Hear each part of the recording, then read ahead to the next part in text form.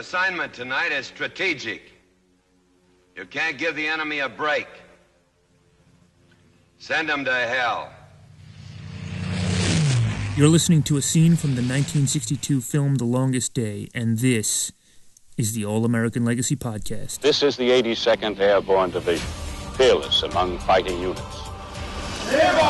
From Fort Bragg, home of the airborne and the center of the military universe, this is the All-American Legacy Podcast. An inside look at the 100-year history of the 82nd. They are All-American all the way.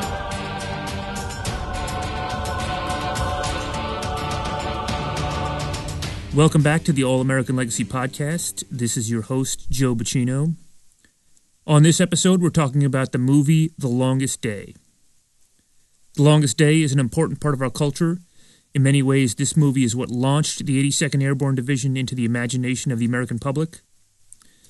In particular, John Wayne's portrayal of All-American legend Lieutenant Colonel Ben Vandervoort really made Vandervoort an image of heroic leadership in World War II. Vandervoort commanded 2nd Battalion of the 505th on D-Day. He broke his ankle during the landing and then continued to fight, leading his men to defend St. Mary Glace. But we don't really know movies here. We know history, and I guess that's all we know is history. So we brought in a professional, a guy who knows what he's talking about.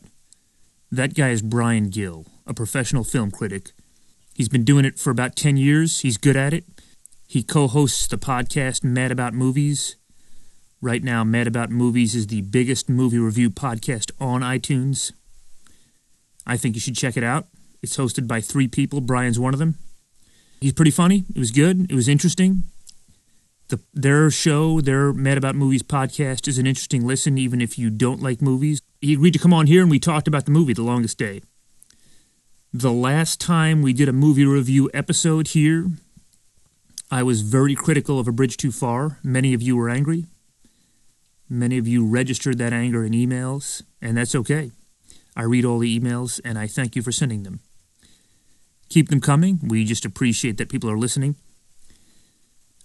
It didn't bother me that people were angry. I just expressed a sentiment about the movie. So, okay, here's my talk with Brian Gill. Spartans! And it goes a little something like this.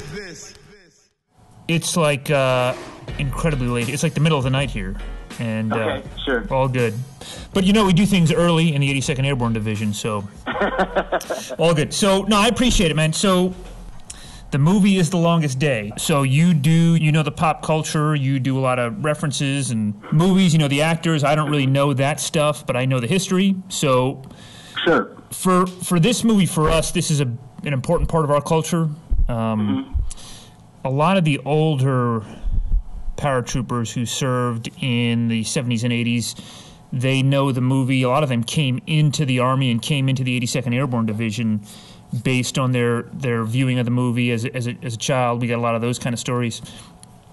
I think a lot of the younger paratroopers that are now 18 or 19 have not seen it, but you must watch it when you come into the 82nd. Okay. When you come into what we call the Airborne Integration Course, you watch The Longest Day. You also watch A Bridge Too Far. So historically, it is considered to be very accurate. There are a few inaccuracies. We'll go over them here at some point in this discussion, but it's also considered to be a classic, is it not? Yeah. Oh, absolutely. I think if you just Googled best war movies or greatest war movies, that's in most lists the Longest Day, is going to come up at some point, usually in your top, 25 or whatever. I looked at a few lists today. I was doing my research and rewatching the film and kind of going through everything. It shows up in most places, and I think that's well deserved. So the movie, for those, I guess, unfamiliar with The Longest Day, the movie captures the broad sweep of D-Day, June 6, 1944. It starts about 36 hours prior to that. It captures both the American side, the American and British side, so the Allies, then also the German side, and also the French citizenry that were under German occupation. Mm-hmm. What kind of stands out to you as a film critic, both positive and negative, about this movie? Yeah, I hadn't seen this movie in a long time. My dad, I'm 34. My dad was a big military historian kind of guy and loved war movies and stuff like that. And so I remember having seen this movie several times as a youth, but it had been a long time since I'd gone back to it. I did twice this last week just to make sure I really had a feeling for it. And I was, honestly, I was a little surprised at how well it holds up.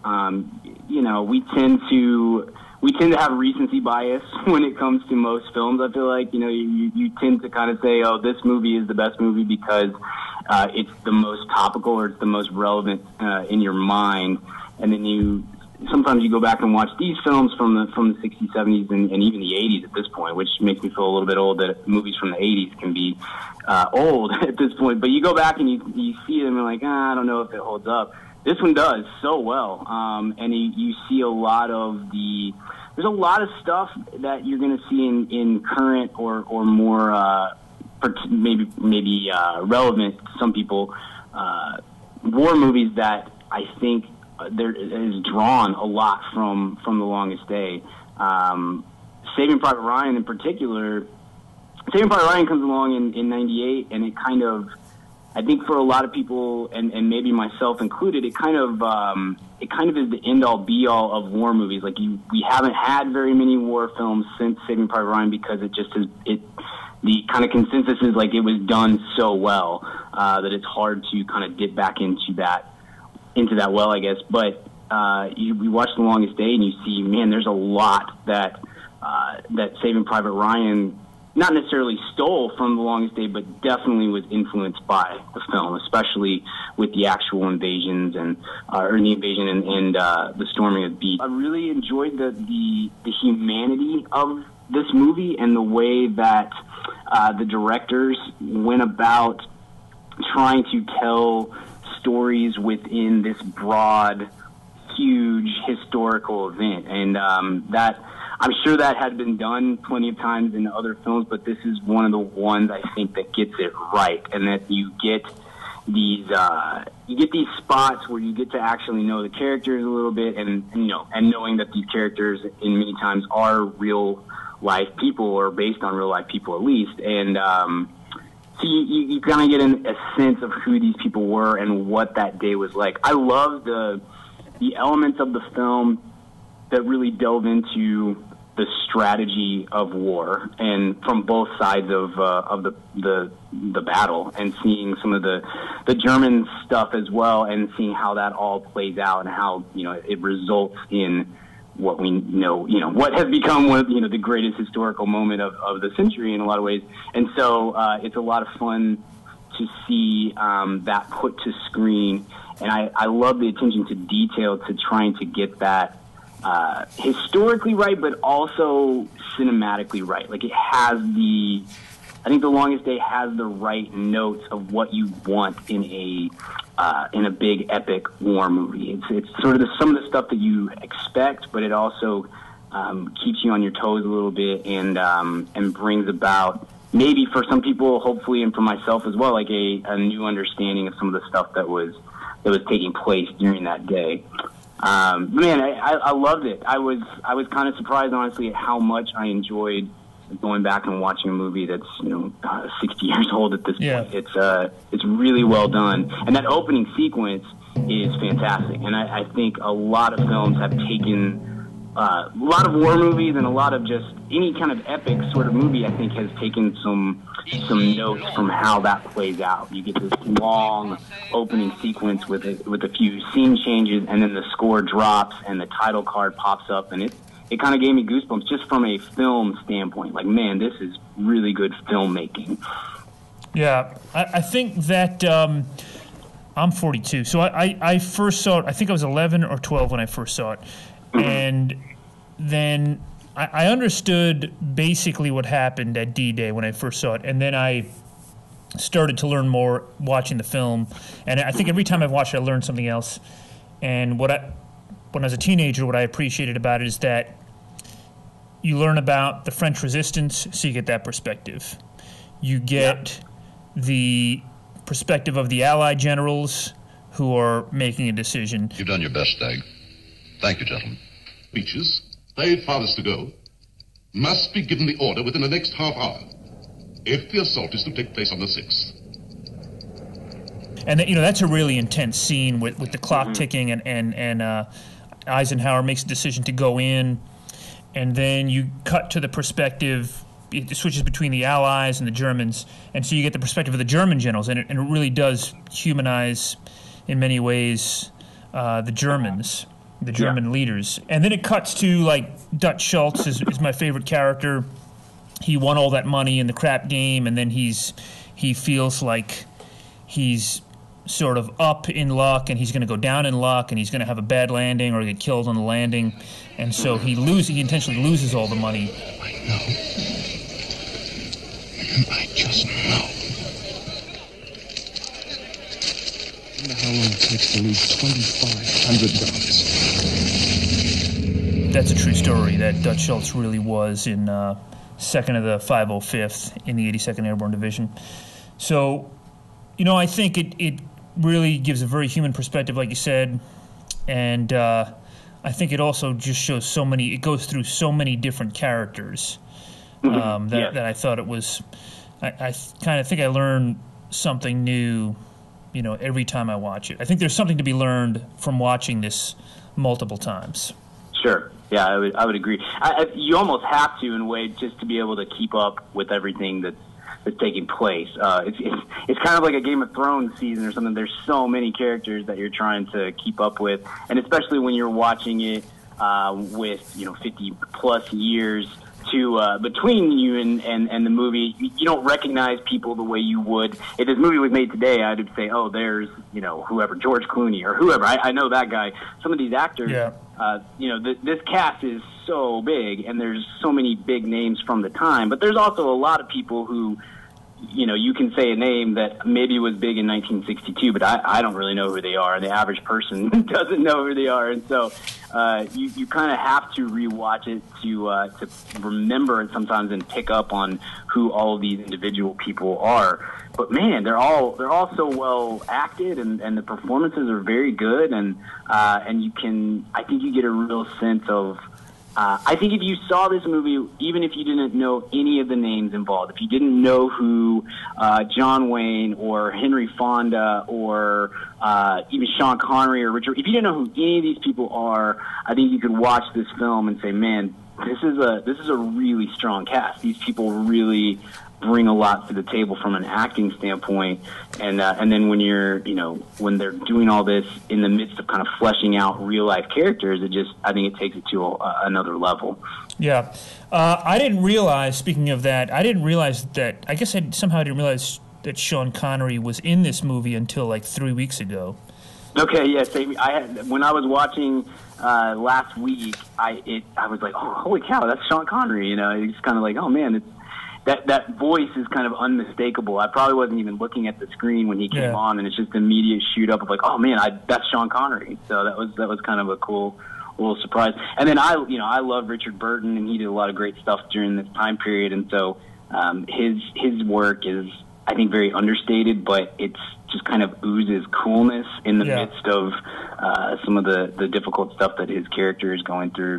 And that was a lot of fun to see that come to life too.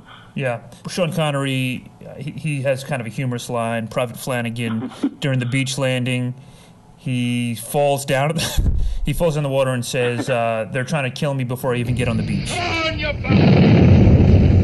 Come out, you gutsy slobs! Letting it back! Oh, the evil men all trying to drown a man before he's even had a chance to fight. Come on! Lieutenant Colonel Ben Vandervoort is one of the all-American legends here. He's the character played by John Wayne. John Wayne was 54 when this movie was filmed, and Ben Vandervoort was 27 on D-Day. So Vandervoort was he was younger than John Wayne even when this was filmed in 1962. And so I had heard from just different people, different veterans, that Ben Vandervoort was. He felt a little perturbed that he was played by somebody that there was such an age gap, And I guess that seems to be true. If it's in enough writings about this film and enough people that were close to Ben Vandervoort that I guess he was perturbed, upset that he was played by a 54-year-old John Wayne. Yeah. At the same time, you kind of have to be like, well, but it is John Wayne. So it is John Wayne, yeah. Yeah, and so let's just go through the... There are some inaccuracies, not many. Sure. On the whole, this movie is incredibly historically accurate. For such a long movie, such a movie that involves so many different people and so much different terrain, and it involves people in the air, people in the sea, people in land. It involves the French. So for all that's involved with this movie, it's very accurate. But here's a couple of the inaccuracies. The tactical depictions, particularly on the U.S. side, are factual or factually errant in favor of drama, I guess I would say. So, sure. I think, and then I think that the airborne landings are much more accurate. The Band of Brothers airborne landings are considered to be much more accurate, more accurately described. So the airborne landings in this film are sort of they're sort of like clumsy, and then the paratroopers immediately kind of pop up and look around, and they're not particularly tactical in the way that the paratroopers, particularly the 2nd of the 505th, was trained to be. Sure. The Omaha scenes are sort of in the Omaha Beach, the soldiers are kind of walking or running when really they crawled. So that's where Saving Private Ryan is considered to be much more accurate and much more violent. Yeah. Yeah. Oh, absolutely. And maybe you couldn't show that kind of violence, that kind of realism. No question. I mean, I was honestly a little surprised, or maybe it was a just kind of a remembrance of like, oh right, I forgot this is how the era was, but this movie's rated G, and I know. I didn't know that. Yeah, it's a slightly different rating system back then than what we have today. But I would hazard to guess that the violence depicted in this movie was much more realistic and kind of harrowing than you would have gotten in the average, even a war movie in 1962 or whatever. So yeah, like I think I would hazard to guess that The Longest Day got away with quite a bit more than what you would get in most movies of the era, just from a violence and gore standpoint. That you certainly couldn't have done what Saving Private Ryan did, for sure. Right. There's another scene that we've talked about this actually on this show. We had to talk about this on this show twice now. We call it the clicker scene. Well, you're as ready as we can make you. This 5-cent toy wasn't issued to you for laughs. It may save your life. You're going to be landing in the dark. And on the other side of that hedgerow, a fellow may not be wearing the same uniform you are. So, 1 click is to be answered by 2 clicks. And if you don't get that answering click, hit the dirt and open fire. And this started this kind of idea, this romantic idea that the 82nd jumped in with this clicker and used the clicker, and that turns out to not have been true. It took us a long time to get to the truth of this. It really did. Sure. And it's still a little bit controversial, but the fact of the matter is that if you look at the source documents and you look at the packing list and you talk to some of the World War II paratroopers, the 82nd did not have the clicker, so that did not happen. Interesting. So we had to talk about it on the show, and then we had to go back and talk about it again because it was so controversial. Sure. So minor point here, but the movie probably intentionally replicates the 3rd Battalion of the 505th for the 2nd of the 505th. So the 3rd of the 505th cleared the town square. Doesn't really matter, but it probably just makes it less confusing, Sure. Yeah. Absolutely. So a couple other minor things, I think, for dramatic effect. Those are really the biggest things. I think where this movie does really well historically is this is where it's really considered do well, is that it captures the German decision making in a way that was very rare for the time, and so the film pulls a lot of those ideas from the B.H. Little Hart book, 1948 book, The German General's Talk. At the operational level, the decision making by Eisenhower and some of the things he said is very accurate. The sense of Eisenhower's decision to go is apparently spot on, according to witnesses. And the thing is that the thing that's almost weird is that the guy who plays Eisenhower looks exactly like him. Yes, he does. I thought it was him, honestly. Yeah. I looked, and when I was doing my research, I saw that they originally had asked Eisenhower to play himself, and he had agreed, but they couldn't figure out how to make the makeup work to make him look young enough to play himself, 17 years prior or whatever. So that was interesting. But yes, when I saw it for the first time this last week, I was like, holy cow! I really think that's Eisenhower. Like it was spot on. Yeah, and so General Gavin, everything here is named for General Gavin. General Gavin is the all-American legend.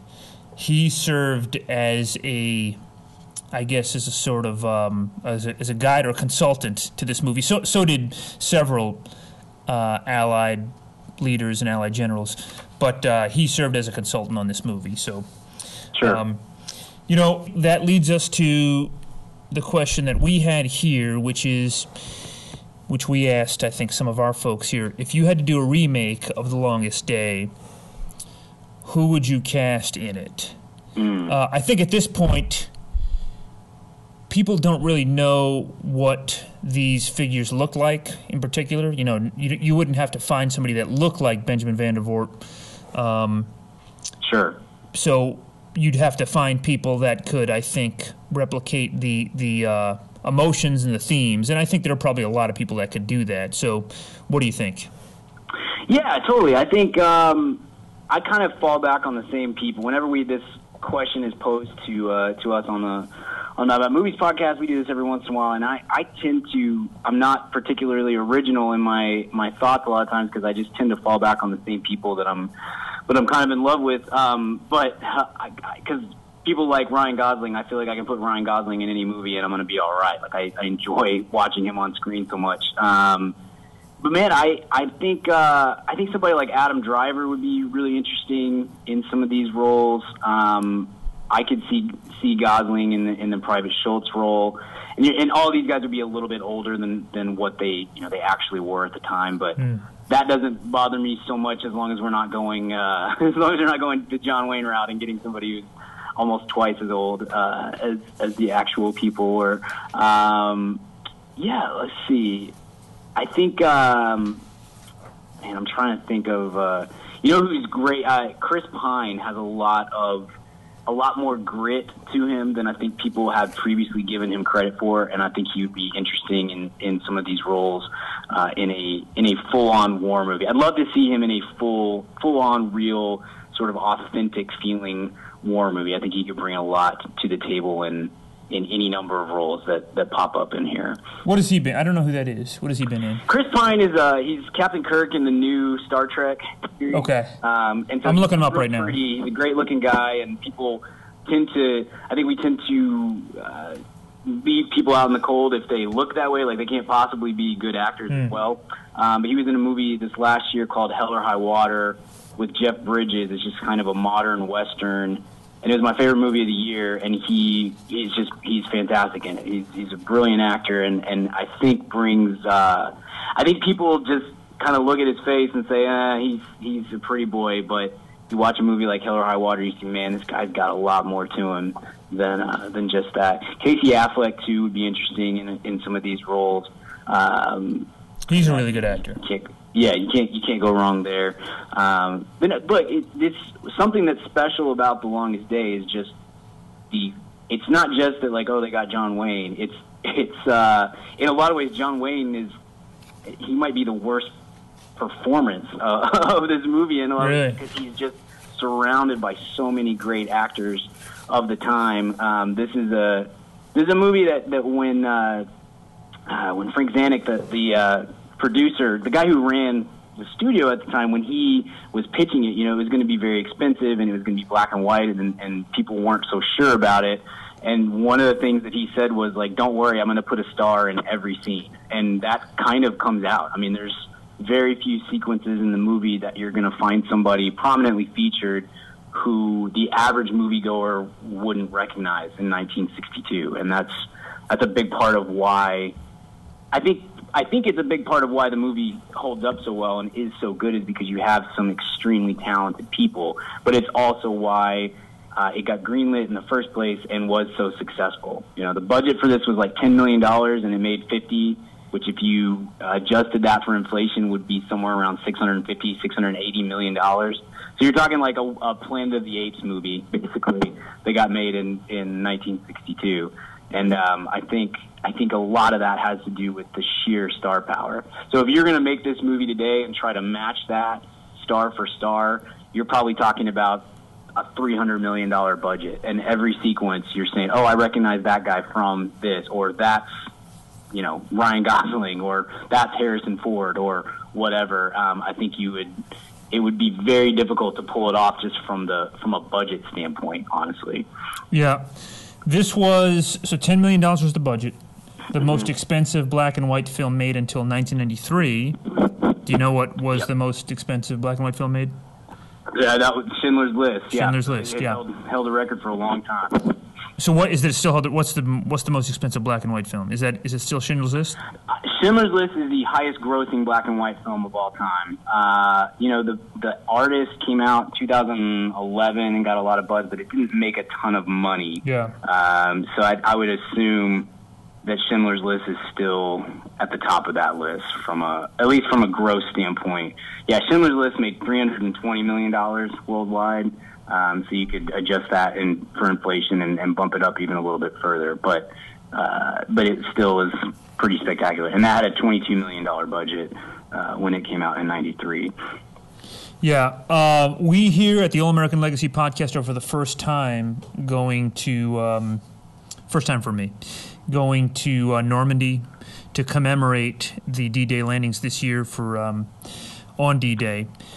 And this film was shot on many of the locations, Omaha Beach and Pointe du Hoc in France. So worth mentioning there. Mm-hmm. Great practical effects too. I mean, they use the landscapes pretty well too, but the battle sequences, so often these days we get way too much CGI and that kind of stuff. And I think this is a prime example of why practical effects work and why they bring more life and weight to the film when you can see that something is actually taking place on screen. Yeah, so it was nominated. Yeah, you're absolutely right. And so it won. That's why it won Academy Award for Best Special Effects. It won. Mm-hmm. It was nominated for Best Picture in 1962. It did not win, but it was nominated. Sure.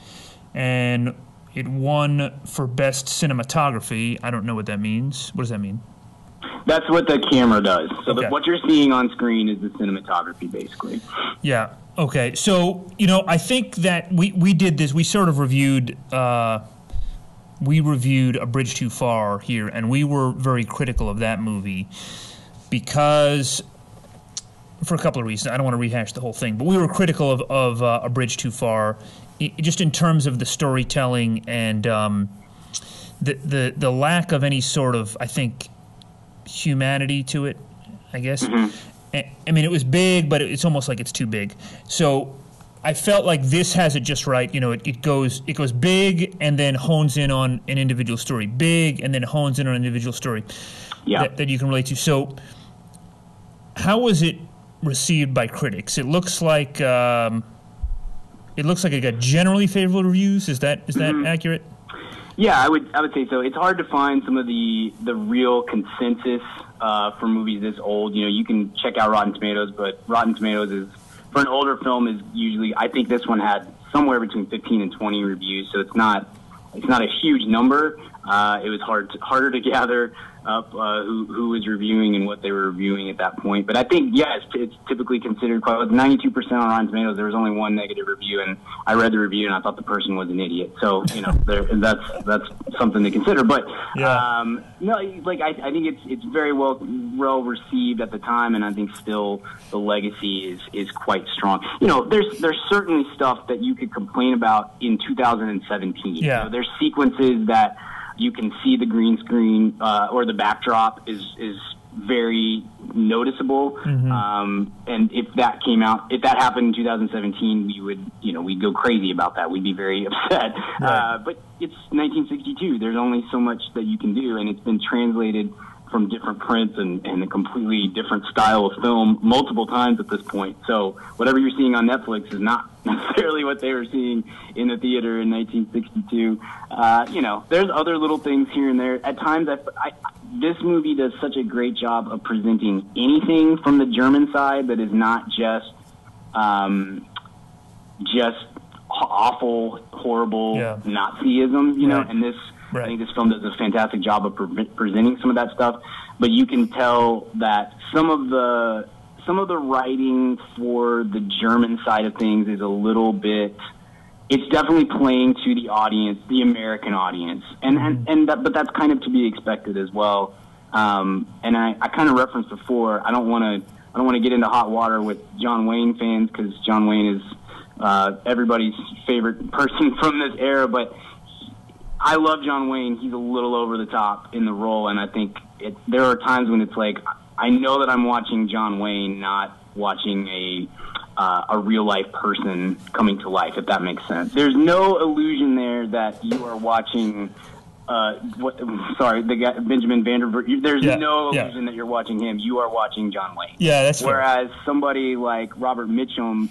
I think Robert Mitchum has maybe the best line in the whole movie when he's pushing the soldiers to storm the beach and get up the wall and whatnot, and he says something to the effect of, "There's only two kinds of people that are going to stay on this beach: those that are already dead and those that are going to die." And that is a really great line, and he delivers it in a way that makes you feel like you're listening to a brigadier general, not like you're listening to John Wayne, Not again. I don't want to get John Wayne fans up in a roar. He's great. It's just there's never a time when you're not watching John Wayne when he's on the screen, and so there's sometimes that could potentially have been better just by having somebody there who is maybe blended in a little bit more. But otherwise, I mean, look, I'm really surprised. I'm kind of astonished at how well it holds up. Having not seen the movie in 20 years or so until this last week, I would not have guessed that I would have been so into it, and just from a technical standpoint, how good it is. Let alone the human side and the history of it all. It's very well done. And if this came out today, you clean it up a little bit here and there with modern effects and maybe a script doctor or something, and I think you've got a great film. Let's close it out here. Give us, outside of The Longest Day, what's your favorite movie of this year so far? Favorite movie of this year so far, 2017, is probably Logan, the Wolverine movie. It's kind of the perfect. We've been waiting forever. I'm a big X-Men fan. Been kind of waiting for really for the entire length of this whole franchise for the last 17 years to get. For them to really get that character right and get a movie based around him that works the right way, and I think they really hit it out of the park with Logan. It's kind of a departure from what you've typically seen in X-Men movies. It is heavy rated R, and they make sure you know that from the first scene, and so that's going to turn some people off. But for me, it fits the character so well. Hugh Jackman is great in that role, and it is fun in the midst of being a heavier movie than what you typically are going to get with a superhero kind of movie or a comic booky movie. So that's real high on my list. I like that one quite a bit. Good. All right. Well, I know what you're talking about. I think I've seen previews for it. So we'll check it out. Absolutely. We'll check it out, and we'll check out the Mad About Movies podcast. Yeah, totally. We'd love to have all your listeners come and listen to us too. I'm a big fan of what you guys are doing, and I've been listening myself since we got in touch a month or so ago, and I've really enjoyed the history side of hearing about about the 82nd and all of that stuff. It's been awesome, man. I really enjoyed listening. Good. No, good. I appreciate it. And look, this was a great talk. And thanks for coming by, and we'll stay in touch, man. Yeah, thanks for having me. Anytime. Absolutely, Brian. Take care, bro. All right. We'll see you. Yep. Take care. Bye. Spartans! And it goes a little something like this. So that was Brian Gill. That was a good talk. He's a good guy.